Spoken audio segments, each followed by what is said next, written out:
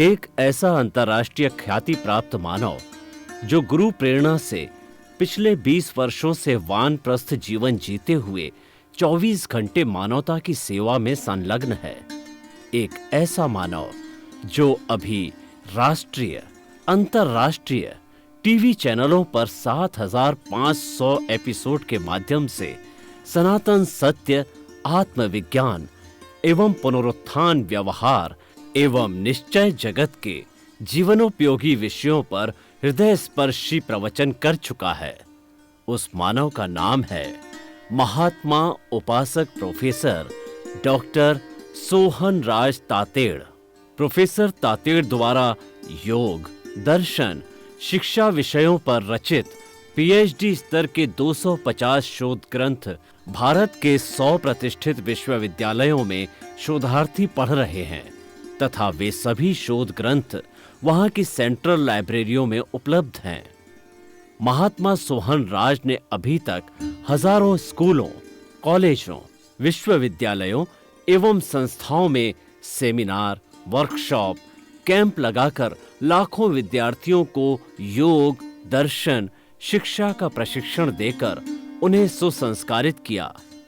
Doctor Tated ने भारतीय संस्कृति उत्थान के 4,000 से अधिक समसामयिक विषयों पर आर्टिकल लिखकर ऑनलाइन जर्नल, पत्रिकाओं, वेबसाइट्स पर प्रकाशित किया, जिसका उपयोग लाखों पाठक कर रहे हैं।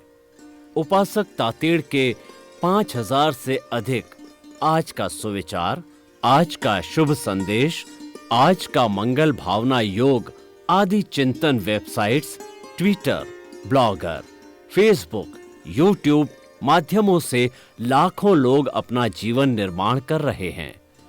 मानवता के मसीहा ऐसे महामानव महात्मा सोहन राज तातेड़ के प्रोफाइल को अभी तक विश्व के 20 लाख दर्शक यूट्यूब पर, 12 लाख गूगल पर एवं लाखों दर्शक फेसबुक, ब्लॉगर, ट्विटर और इंस्टाग्राम पर देख चुके हैं।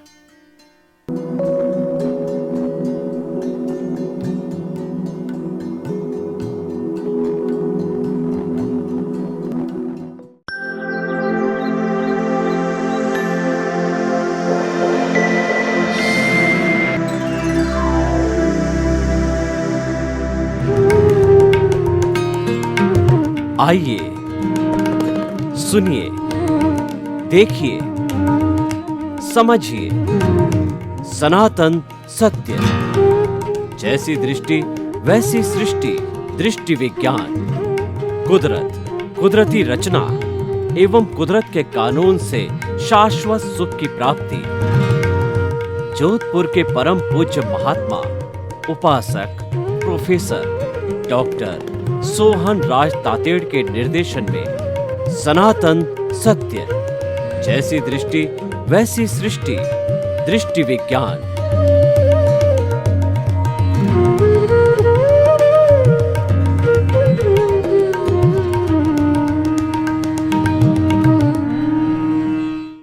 आत्मविज्ञान, साइंस ऑफ द सोल के अंतर्गत हम आपको सही दृष्टि, सही सोच, राइट विजन, राइट थिंकिंग के अंतर्गत नए नए विषयों के माध्यम से हम आपको आत्मानुभूति करवाते हैं, आत्म साक्षात कराते हैं, सेल्फ रियलाइजेशन कराते हैं, आपके अस्तित्व के बारे में जानकारी कराते हैं। उससे हमारा जीवन सार्थक होता है। मनुष्य जीवन जो मिला है उसकी सार्थकता प्राप्त करने के लिए हमें अल्टीमेट ट्रुथ को मालूम करना चाहिए, क्योंकि मनुष्य एक ऐसा प्राणी है जो अल्टीमेट ट्रुथ मालूम कर सकता है, जानकारी कर सकता है, उसको प्रारंभ कर सकता है। इसीलिए आत्मविज्ञान कार्यक्रम प्रारंभ किया गया है। इसी क्रम के अंदर आज का हमारा विषय है पुरुषार्थ चतुष्टय।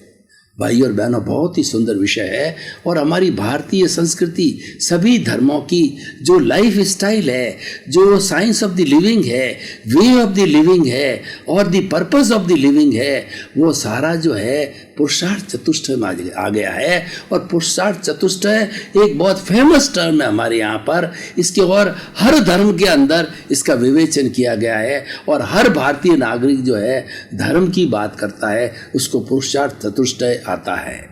तो पुरुषार्थ चतुष्टय का अर्थ क्या हुआ कि 4 तरह का पुरुषार्थ करना। पुरुषार्थ एक जागृति है, पुरुषार्थ एक एफर्ट्स है, पुरुषार्थ से भाग्य बनता है। और जो भाग्य, जो पिछले जन्म का भाग्य है, वो हम आज भोग रहे हैं। और आज जो हम पुरुषार्थ करेंगे, आने वाले कल का भाग्य बनेगा। इस तरीके से पुरुषार्थ जो भाग्य में बदलता है, भाग्य पुरुषार्थ में बदलता है। तो 4 तरह के मुख्य पुरुषार्थ सभी धर्मों में और हमारी भारतीय संस्कृति के अंदर बताए गए हैं। पहला जो है अर्थ, दूसरा है काम, तीसरा है धर्म और चौथा है मोक्ष। काम शरीर की आवश्यकता है। जब शरीर यौवन हो जाता है, शरीर के अंदर युवकपन आ जाता है, तब शरीर के अंदर मादकता आती है, वीर्य की उत्पत्ति होती है और पूर्ण रूप से वो विकसित हो जाता है। तब ये काम की जो है उस शरीर के अंदर इच्छा जागृत होती है। ये ज़्यादा बताने की आवश्यकता नहीं है, क्योंकि सभी लोग इसके बारे में जानते हैं। अर्थ जो है हमारी ये बाह्य जगत है, हमारा परिवार है, हमारा गृहस्थ जीवन है, इसके संचालन के लिए अर्थ की आवश्यकता होती है।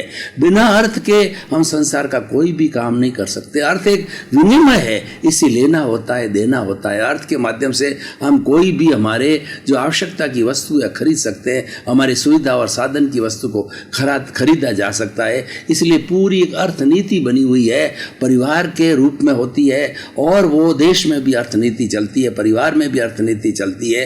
ये भी आप लोग सब जानते हो, ज़्यादा बताने की जरूरत नहीं है। तीसरा है धर्म।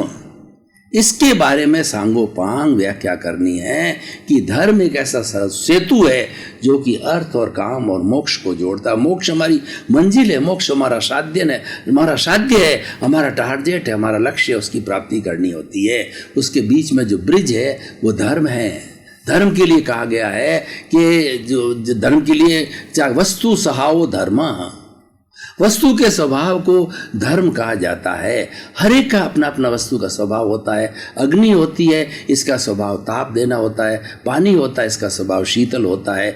इस तरीके से वस्तु के स्वभाव को भी धर्म कहा जाता है। अगर हम पानी के अंदर हाथ डालें और ठंडे पानी में हम हाथ डालें और हम कहें कि हमारा हाथ जो गर्म होना चाहिए वो गर्म नहीं हो सकता है। अग्नि के अंदर हम हाथ डालें, कहें कि हमारा हाथ ठंडा होना चाहिए, नहीं हो सकता है, क्योंकि उस वस्तु का स्वभाव नहीं है। तो वस्तु के स्वभाव को धर्म कहा जाता है। दूसरा धार्यति इति धर्म, जो धारण किया जाए वो धर्म है। धारण का अर्थ होता है चरित्र के अंदर ढाला जाए, अच्छे अच्छे सूत्र, अच्छे अच्छे मूल्य, मानवीय मूल्य, सांस्कृतिक मूल्य, और दूसरा जो है हमारी संस्कृति के मूल्य, ये सारे हम जो धारण करते हैं उससे हमारा व्यक्तित्व बनता है, और उस धारण करने को जो है धर्म कहा जाता है। एक धर्म की परिभाषा होती है कि आत्मशुद्धि साधनम धर्म, जिस साधन से आत्मा की शुद्धि होती है उसको हम धर्म कहते हैं। ये अभी हमारा विषय है, इसके ऊपर हम बातचीत करेंगे। आत्मा की शुद्धि कैसे होती है और अशुद्धि कैसे होती है। आत्मा तो अपने साथ में अशुद्धि लेकर के आई है। जन्म जन्मांतर से आत्मा के साथ के अंदर लिंग शरीर के रूप में, कॉजल बॉडी के रूप में, कार्बन शरीर के रूप में, राग द्वेष के रूप में, कषाय के रूप के अंदर, क्रोध मान माया के रूप के अंदर, ये अशुद्धि जो है जुड़ी हुई है। इसको दूर करना हमारा लक्ष्य है, और इसको दूर करने के बाद ही हमें मोक्ष की प्राप्ति होती है, हमारे लक्ष्य की प्राप्ति होती है। तो धर्म क्या करता है, इसका शुद्धि करता है। धर्म एक ऐसा डिटर्जेंट पाउडर है कि हमारी आत्मा के साथ जितनी भी कार्बन शरीर के रूप में अशुद्धि होती है वो उसको दूर करता है। अब प्रश्न ये है कि उसको दूर करने के लिए हमारे पास क्या विधि है। जैसे कि कपड़े को जो हमारी जो वॉशिंग मशीन होती है उसके अंदर कपड़ा डाल दिया जाता है, डिटर्जेंट पाउडर डालते हैं और पानी डालते हैं, तो पानी का घोल बन करके वो डिटर्जेंट पाउडर जो है अपने आप जहाँ जहाँ पर गंदगी है उस स्थान पर पहुँच करके उसकी सफाई करता रहता है। उसी तरीके से धर्म जो है वो सफाई कैसे करता है कि हम यहाँ अक्रम विज्ञान की बात कर रहे हैं। 2 तरह के विज्ञान है, क्रमिक विज्ञान और अक्रम विज्ञान। हमारा अभी ये जो विषय है अक्रम विज्ञान, उसकी शुद्धि करने के लिए 5 आज्ञाएं दी गई है। 5 आज्ञा का पालन करने से सम्यक दर्शन, सम्यक ज्ञान, सम्यक चारित्र और सम्यक तर्क की प्राप्ति होती है, और उससे हमारी आत्मा शुद्ध होती है। और ये 4 स्टेजेज हमारी भारतीय संस्कृति के अंदर बताया गया है कि मोक्ष प्राप्त करने के 4 मार्ग हैं। पहला मार्ग है सम्यक दर्शन, दूसरा मार्ग है सम्यक ज्ञान, तीसरा मार्ग है सम्यक चारित्र, और चौथा मार्ग है सम्यक तप। अब किस तरीके से होता है, पहले हम 5 आज्ञा को समझें कि जो 5 आज्ञा जो है वो अक्रम विज्ञान के अंदर दादा भगवान ने 5 आज्ञा क्या दी है। वो 5 आज्ञा क्या है, पहला तो रिलेटिव। रिलेटिव का अर्थ होता है कि ये शरीर जो मेरा हाड़ मांस का पुतला है ये रिलेटिव है, और 84 लाख जीवा योनि प्राणियों के अंदर जितने भी प्राणी हैं उन सब का शरीर रिलेटिव है। ये दुनिया पूरी रिलेटिव है, कॉस्मॉस पूरा रिलेटिव है, ये ब्रह्मांड पूरा रिलेटिव है, और शरीर जो है वो जो हाड़ मांस का पुतला वो रिलेटिव है। दूसरा रियल। रियल का अर्थ होता है हमारा अस्तित्व। हमारा क्या अस्तित्व है कि हमारा अस्तित्व चेतनामय अस्तित्व है, और हमारा आत्मा का अस्तित्व आत्मा है वो ज्ञाता दृष्टा इसका स्वभाव है, वो जानने वाला देखने वाला है, वो अनंत ज्ञान वाला है, अनंत दर्शन वाला है, और वो अनंत शक्ति वाला और अनंत सुख का धाम है। ये हमारी आत्मा का जो है वो पूरा लक्षण है, उसकी पूरी योग्यता है। तो ये जो है वो ये हमारा रियल है। तो इसीलिए रियल की जानकारी करना जरूरी है। हम किसी व्यक्ति को देखें तो तुरंत हमें रियल रिलेटिव का विवेक आ जाना चाहिए कि भाई इसके भीतर जो बैठा है शुद्ध आत्मा भगवान बैठा है, वो सबका एक सा है। घोड़ा गधा ऊंट भैंस राम कृष्ण महावीर 24 तीर्थंकर मैं और आप सब के अंदर वो जो शुद्ध आत्मा है परमात्मा है, जो भगवान बनेगा बन सकता है, वह सबका एक सा है। और जो है वो शरीर है रिलेटिव, शरीर के अंदर जो है वो आत्मा रहती है। तो ये रियल और रिलेटिव जो है 2 हमारी आज्ञाएं हो गई। तीसरी आज्ञा है ये जो है सम्यक दर्शन पैदा करती है। अगर हमने रियल रिलेटिव को प्राप्त कर लिया है तो हमें सम्यक दर्शन की प्राप्ति हो जाएगी, क्योंकि ये भेद विज्ञान हो जाता है कि मैं अलग हूँ शरीर अलग हूँ, दोनों के अंदर लाइन ऑफ डिमार्केशन हो जाती है, दोनों अलग अलग हो जाते हैं। रियल रिलेटिव अलग अलग जब मान लिया जाता है ये सम्यक दर्शन है, और ये हमारी जो मोक्ष की मंजिल है उसका पहला पड़ाव है। दूसरा है सम्यक ज्ञान। सम्यक ज्ञान का अर्थ यह है कि ये आखिर जो इतना बड़ा जगत है जिसमें 84 लाख जीवा योनि के प्राणी रहते हैं, इस जगत को कौन चलाता है? क्या इस जगत को भगवान चलाता है या कोई ऐसी स्थिति है जो चलाता है? इस जगत को चलाने वाला जगत नियंता व्यवस्थित शक्ति है। व्यवस्थित शक्ति का अर्थ होता है साइंटिफिक सर्कमस्टेंशियल एविडेंसेस। कुछ ऐसे संजोग मिल करके और इस पूरी सृष्टि को मिलाते हैं। उस संजोग के अंदर हम अगर सृष्टि की व्याख्या करें, अपना अलग विषय है वो हम व्याख्या नहीं करेंगे। जब जगत की जो अवधारणा की बात करेंगे तो व्याख्या करेंगे। जो 6 तत्व होते हैं जो हमारे गति सहायक है, जो कि मोशन देते हैं। दूसरा स्थिति सहायक है जो कि जड़ और चेतन को जो है जो मूवमेंट कर रहा है उसको स्थिति देते हैं। और तीसरा जड़ कहलाता वस्तु जो पुद्गल होता है। चौथा जो चेतन जो आत्मा होता है। और 5वां हमें समय के बारे में जो जानकारी वाला तत्व है वो टाइम है। और दूसरा स्पेस है, आकाश है जो सबका अवगाहना देता है। तो ये हमारा जड़ और चेतन को अगर छोड़ दें, यही गति करने वाले यही घूमने वाले हैं, तो उसके बाद के अंदर हमारा गति सहायक स्थिति सहायक और जो टाइम है और स्पेस है ये पूरे ब्रह्मांड के अंदर फैले हुए हैं। ये पौद्गलिक है और ये अमूर्त है, और ये जो है दिखाई नहीं देते हैं, लेकिन पूरे ब्रह्मांड के अंदर सुई की नोक की जगह इतनी जगह नहीं है जहाँ पर कि ये नहीं मौजूद रहते हैं। इनकी मौजूदगी लोक कहलाता है, ब्रह्मांड कहलाता है, सृष्टि कहलाता है, विश्व कहलाता है, पर्यावरण कहलाता है, नेचर कहलाता है। तो इसी से ये सारा जगत बना है। तो इस सब की जानकारी करने के लिए हमारे भीतर जो जिज्ञासा जागृत होनी चाहिए कि आखिर इस जगत को चलाने वाला कौन है। इस जगत को जो चलाने वाला है द्रव्य है, क्षेत्र है, काल है और भाव है।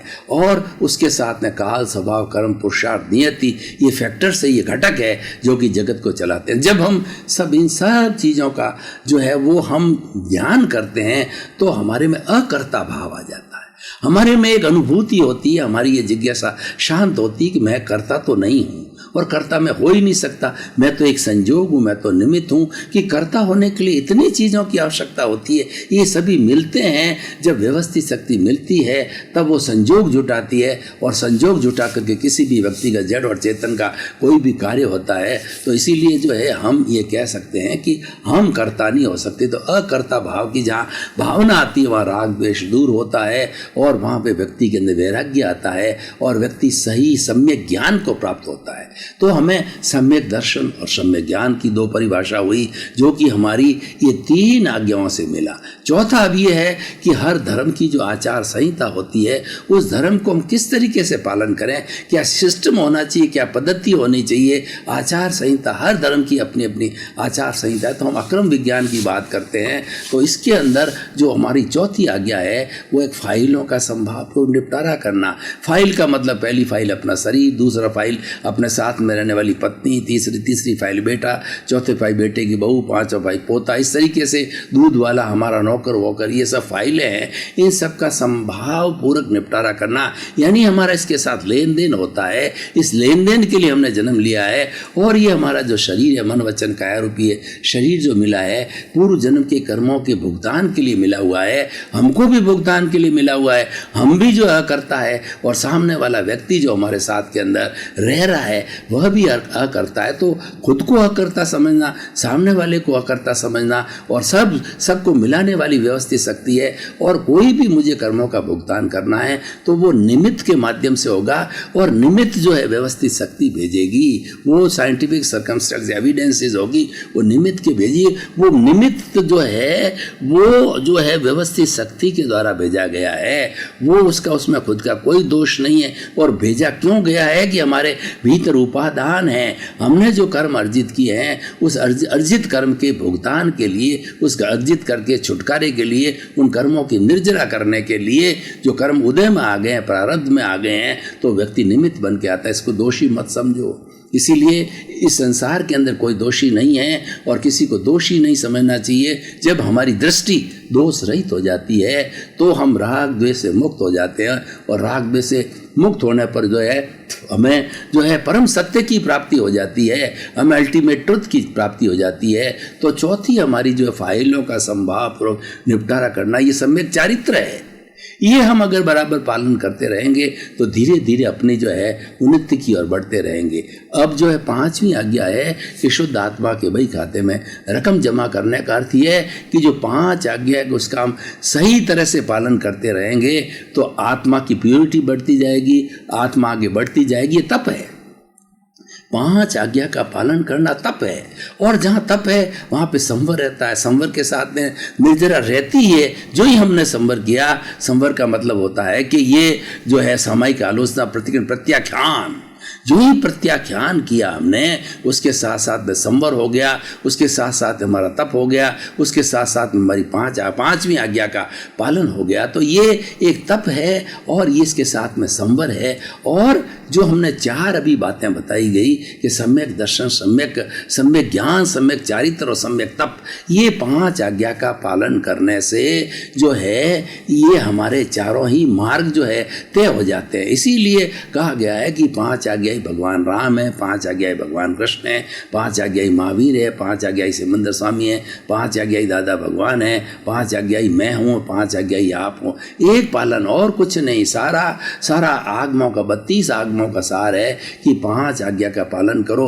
हर वक्त तुम्हारे ज्ञान हाजिर रहेगा, हर वक्त प्रज्ञा तुम्हारी मदद करेगी, और तुम्हारी इधर बुद्धि भटक जाती है तो वो आज्ञा को जो है वो निर्देश देगी कि तुम अपने सही ठिकाने पर आओ। तुम्हारा तो ज्ञान लिया हुआ है, तुम ज्ञान को विचारो, और वो भेद विज्ञान होगा, और भेद विज्ञान होने से तुम जो है वो ज्ञाता दृष्टा पद के अंदर अपने रहना लग जाओगे, और आज्ञा अपना काम करेगी। क्योंकि ये जो आज्ञा है, ये जो शरीर है, ये जो है करने वाला है, ये भोगने वाला है, ये अलग है, और जानने वाला देखने वाला अलग है। जब जानने देखने की ज्ञाता दृष्टि का अर्थ होता है राग द्वेष रहित होकर के देखना। जब हमारा ये अनुभव 100% तक आ जाता है, और वो कब आएगा कि 5 आज्ञा की जो हमारी जो है सम्यक जो हमारा तपस्या है, वो तपस्या करेंगे तो तपस्या करने से जो है हमें उसकी जो है अनुभव हमारा बढ़ता जाएगा, इसकी प्रतीति हमारे पास के अंदर है, और उसके बाद के अंदर हमारा लक्ष्य बन गया है। 15% 20% ज्ञान लेते ही 15% बढ़ता है, और जो 5 आज्ञा का पालन करते हैं ये आगे लक्ष्य बढ़ता जाता है। लक्ष्य बढ़ने के साथ साथ में अनुभव ग्राफ जो हमने ज्ञान लिया 2% बढ़ता है, उसके बाद में बढ़ते बढ़ते ऐसी स्थिति आती 5 आज्ञा का पालन करते हुए ये सम्यक ज्ञान, सम्यक दर्शन, सम्यक चारित्र, सम्यक तप के माध्यम से हम पराकाष्ठा पर पहुँचते हैं। पराकाष्ठा पर पहुँच करके हमें जो है उच्चतम ज्ञान, केवल ज्ञान की प्राप्ति हो सकती है। ये धर्म का रास्ता है। ये सारी बात मैंने इतना खोल करके उतना विस्तार से क्यों बताई कि सही धर्म का रास्ता यही है, क्योंकि मोक्ष के मार्ग सम्यक दर्शन, सम्यक ज्ञान, सम्यक चारित्र, सम्यक तप और जो 5 आज्ञा के अंदर नीत है। इसीलिए मैं 5 आज्ञा का पालन करें तो ये होलिस्टिक है और अपने आप ये पूर्ण तपस्या कराने वाली होती है, ये मैं लक्ष्य तक पहुंचानी होती है। क्योंकि 5 आज्ञा का पालन का उद्देश्य जो है मोक्ष होता है, मोक्ष के लिए ही दी गई और वो लगातार इसका पालन करता रहता है। तो प्रतीति तो ये जो है लेते ही प्रतीति हो जाती है 100%, और उसके बाद में लक्ष्य बढ़ता जाता है और लक्ष्य बढ़ने के साथ साथ अनुभव भी बढ़ता जाता है। तो भाई और बहनों, ये काम, अर्थ, धर्म और मोक्ष, मोक्ष जो है एक अवस्था का नाम है। मोक्ष का मतलब प्योर, हमारी आत्मा एब्सोल्यूट प्योर फॉर्म में हो जाती है, अशरीरी हो जाती है। उसके साथ में राग द्वेष का कोई तरह का एक भी परमाणु शेष नहीं रहता है।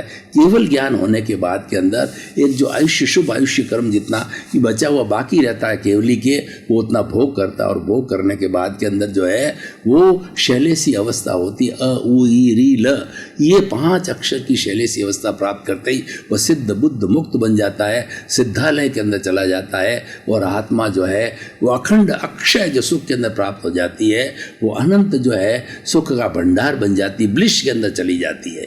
तो कुल मिलाकर के मोक्ष एक अवस्था है। ये सिद्धालय के अंदर मोक्ष है, वहाँ पर असंख्य अनंत जो है वो मोक्षगामी आत्माएं वहाँ रहती है और केवल ज्ञान के बाद ही वो स्थिति प्राप्त होती है। वो हमारा लक्ष्य है। तो इस तरह से काम, अर्थ, धर्म और मोक्ष, ये 4 तरह की हमने जो है पद्धति बताई, लाइफ स्टाइल बताई। और इस लाइफ स्टाइल को अगर व्यक्ति पालन करता है बहुत सुंदर तरीके से, उसका लौकिक जगत तो आराम से हो जाता है। क्योंकि इस 5 आज्ञा के पालन में, इस धर्म के पालन के अंदर कहीं पर भी हमारा लौकिक कार्य है उसके अंदर कोई अड़चन नहीं आती। चाहे इंजीनियर है, आप डॉक्टर हैं, गृहिणी हैं, आप जो है बिजनेसमैन हैं, आप राजनेता है, कोई भी हो, तो जो कार्य आप कर रहे हो, आपका जो भी भगवान है उसकी जो पूजा पाठ कर रहे हो, जो भी आपकी जो क्रियाकांड है वो करते रहो, तो उसके अंदर कोई इसकी रोक टोक नहीं है।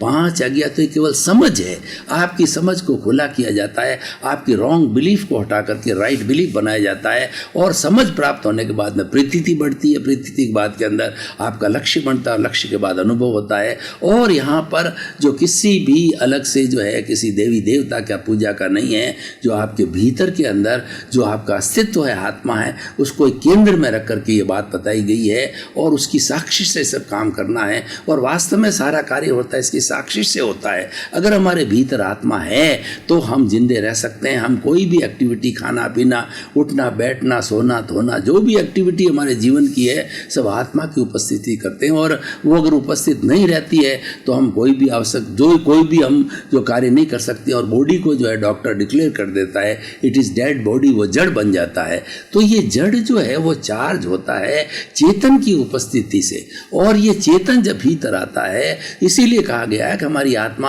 अनंत चितों वाला है। अनंत चितों का अर्थ होता है कि आत्मा एक एक कोशिका को एनर्जी देती है, प्रकाश देती है, आलोक देती है, उसको चेतनामय बनाती है, उसको चार्ज करती है। जिस तरीके से हमारी मोबाइल की बैटरी होती है, हम चार्जिंग में लगाते हैं तो चार्ज हो जाती है, और प्योर डिस्चार्ज होने के बाद में मोबाइल एकदम बन जाता है, मर्त अवस्था में आ जाता है, निष्क्रिय हो जाता है। इसीलिए ये सारी बॉडी जब तक अगर चार्ज नहीं करती आत्मा, और डेड बॉडी हो जाती, तो क्योंकि आत्मा निकल जाती है तो चार्जिंग करने वाली जो वस्तु है वो चली जाती है। तो ये डेड बॉडी हमेशा के लिए डेड बॉडी रहती है, उसको जला दिया जाता, वो अनुपयोगी हो जाती है। तो भाई और बहनों, बहुत ही सुंदर विषय है। हमें भेद विज्ञान को समझना चाहिए, हमें जड़ और चेतन को समझना चाहिए। जड़ भी शाश्वत है और चेतन भी शाश्वत है, लेकिन हमारा ये शरीर है, ये पौद्गलिक है। इस शरीर को, पौद्गलिक को जो है आप देखते रहिए। जो आपका ज्ञाता दृष्टा भाव स्वभाव है वो देखने के लिए दिया गया है। उसको ज्यों आप देखते रहेंगे तो ये करता रहेगा। ये तो इसका काम है, ये भोगना इसको है, ये करना इसको है, ये लेके यही आया है। आपको तो मात्र जो है ये ज्ञाता दृष्टा रूप में, दर्शक के रूप में देखना है और जानना है। उससे देखने और जानने से जो इसकी जो एक्टिविटी है, वो जो इसका व्यवहार है, वो व्यवहार क्लियर होता रहेगा। और जब व्यवहार क्लियर होता रहेगा, नए कर्मों का बंधन नहीं होगा। जो ही हमें ज्ञान मिलता है, क्यों ही हमारा जो अहंकार होता है वो भस्मीभूत हो जाता। जो चार्जिंग उदासीन करने वाला अहंकार राग द्वेष है वो भस्मीभूत हो जाता है। जिस तरीके से एक सपेरे के अंदर जो हमारे जो जहर की थैली होती है और सपेरा उस थैली को निकाल देता है तो फिर वो सांप जो है डसने लायक नहीं रहता है, मात्र एक सांप जो है आकार के रूप में रहता है और वो डसे अगर बार बार फुफकारे तो भी उसकी जहर की थैली नहीं तो कोई असर नहीं आता है। तो हमारा जो जहर है वो राग द्वेष है, जहर है वो हमारा अहंकार है, उसको निकाल दिया जाता है और उसको निकालने के बाद के अंदर फिर क्या होता है कि नई चार्जिंग मन वचन काया की तीनों बैटरियों का जो चार्जिंग अहंकार है वो बंद हो जाता है और जो ये हमारी प्रतिष्ठित आत्मा हमारी आज्ञा है वो आज्ञा धीरे धीरे ये बर्फ़ की शिला की तरह जो पूर्व जन्म के अंदर कर्म जो इकट्ठे हुए हैं वो पिघलते रहेंगे और पिघल करके धीरे धीरे ऐसी स्थिति आ जाएगी कि वो नए कर्मों का जो है सृजन नहीं होगा, क्योंकि नए कर्मों का सृजन करने वाला अहंकार पहले ही भस्मीभूत हो जाता है। आपका बहुत बहुत धन्यवाद। आत्मविज्ञान कार्यक्रम आपके भीतर की अनुभूति कराता है, आपके भीतरी जगत से परिचय कराता है और आपके अस्तित्व के बारे में बताता है, अस्तित्व के अनुभव के बारे में बताता है, अस्तित्व की प्रतीति कराता है, अस्तित्व की जानकारी करने का लक्ष्य बनाता है। इसलिए आप जो है आत्मविज्ञान कार्यक्रम को स्वयं देखते रहिए, अपने परिवार वालों को दिखाइए और उसके साथ साथ में हमारे इसके नीचे जो पट्टी चल रही है उसके अंदर जो है आपका जो मोबाइल नंबर ईमेल लिखा हुआ है, आपकी कोई शंका हो समाधान करना हो उसके ऊपर आप मेल के ऊपर हमको भेज सकते हैं या फ़ोन के माध्यम से जो है हमसे सत्संग करके और अपने स्वरूप के बारे में जो कोई भी शंका होती है उसको जो आप बहुत निर्मूल कर सकते हैं। तो आपके प्रति मंगल भावना शुभकामना।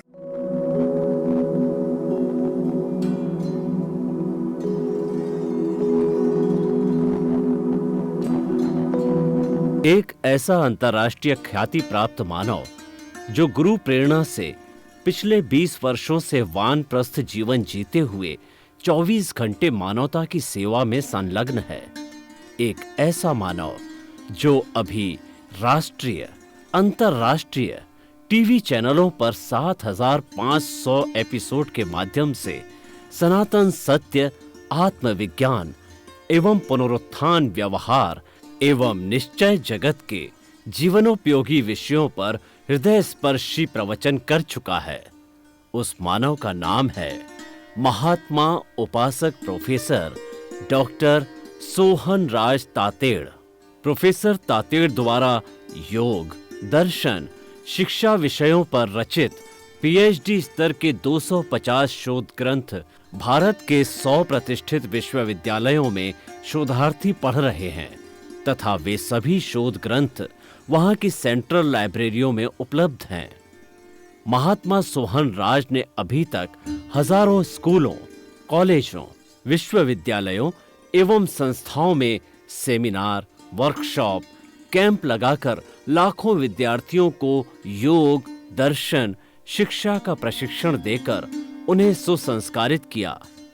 डॉक्टर तातेड़ ने भारतीय संस्कृति उत्थान के 4000 से अधिक समसामयिक विषयों पर आर्टिकल लिखकर ऑनलाइन जर्नल, पत्रिकाओं, वेबसाइट्स पर प्रकाशित किया, जिसका उपयोग लाखों पाठक कर रहे हैं।